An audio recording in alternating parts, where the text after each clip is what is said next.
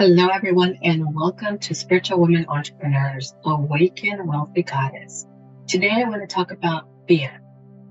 Fear can be something that fuels us to move forward, or it can be something that really keeps us stuck, frozen in time, living in the past. So today, I want to talk about ways to relate to fear in a way that it can move you forward, and also some ways that you can clear it from the core. Now, fear, we have the primal fear. We have the fear that we internally have to keep us safe. Like when we're crossing the street and there's a car coming, we stop. Or when we are at the edge of the cliff and we stop, the fear of falling. It's meant to protect us. It's meant to help us. Or when we're being chased by something like in the olden days, in the ancient times, during the hunters and gatherers, by a lion, a mountain lion, a saber-tooth. We later learned fear. It might have come from that same fear, the need to stay safe, the need to stay safe, the need to predict the future, the need to know that everything was going to work out for us. Then we started to develop fear. Now, fear, again, is learned, but also comes from events. Let's say that you were in a car accident, or somebody passed suddenly, or there was something tragic in your life. That could have created a level of fear. Or maybe related to your business, that there was a business loss, or in a relationship there was a divorce, or a separation, or finances, there was a financial loss. That creates fear of taking action and moving forward in those areas. So the best way to deal with fear, first of all, is to understand that it's an illusion. Fear comes from the need to control the future and the outcome. When you're not able to control it, when you're not in control, then there's fear, because the unknown is the unknown. The result is the unknown. However, whatever we make up of that, whether we make it big or we make it something bigger than this, that's what we feel into it. So we are putting in our own ingredients into the need to control, or the need to know, and what to expect. And that comes from the past, from past events. In the past, maybe we didn't make the right decision, or maybe we made a decision and didn't work out so well, and we have a sense of failure. So now we're afraid that we might fail in the future. So all of these elements of fear create resistance, not wanting to move forward, or being cautious about moving forward, or easing your way in, not being fully in whatever opportunity decision you're embarking on, which then creates delays, it creates derailment, it creates you sidetracking, it creates procrastination, it creates avoidance, it creates all of these other things. But what if you could relate to fear from a place of love, or from a place of light, or from a place of gratitude?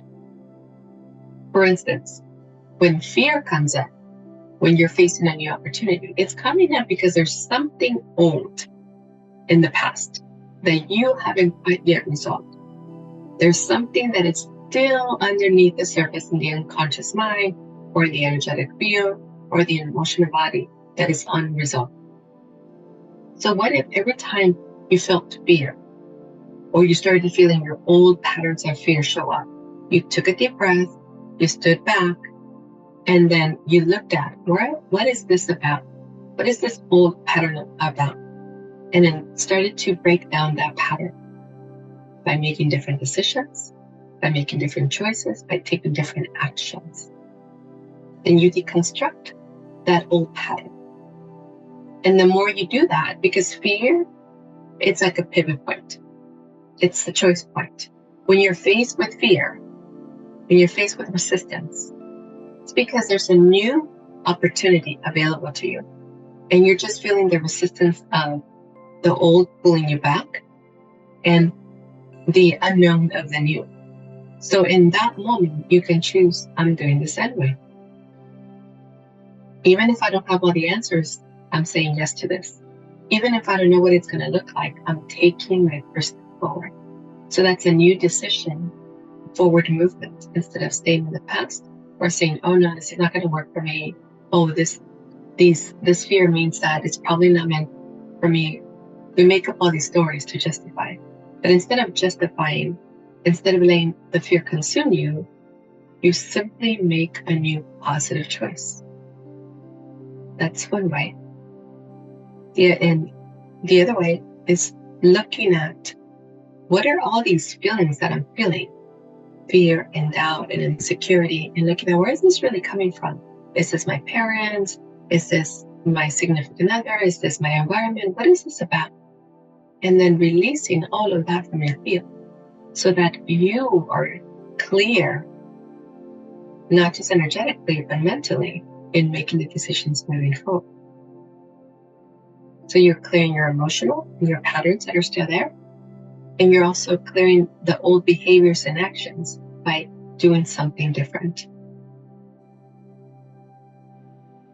Now, another way to clear fear is to actually go back into your timeline and drop into the first event that you can remember, fear related, and notice what is there, and then allow the fear to rise up and release it from this older version of yourself, that more conscious, aware you, to go back and invite the part of you that was afraid, overwhelmed, didn't know what to do, felt lost, to give that part of you connection and guidance and direction and support and compassion and assistance, and to guide that part of you back into integration, and then to feel into that old event, to see how you feel about it, to see if that trigger is still there.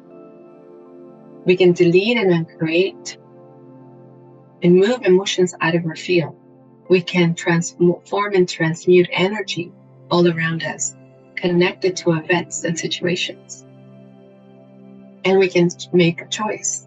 We can choose that we are mighty creators. We can choose that we're in our power. We can choose that we're no longer afraid. We can choose that fear is our friend.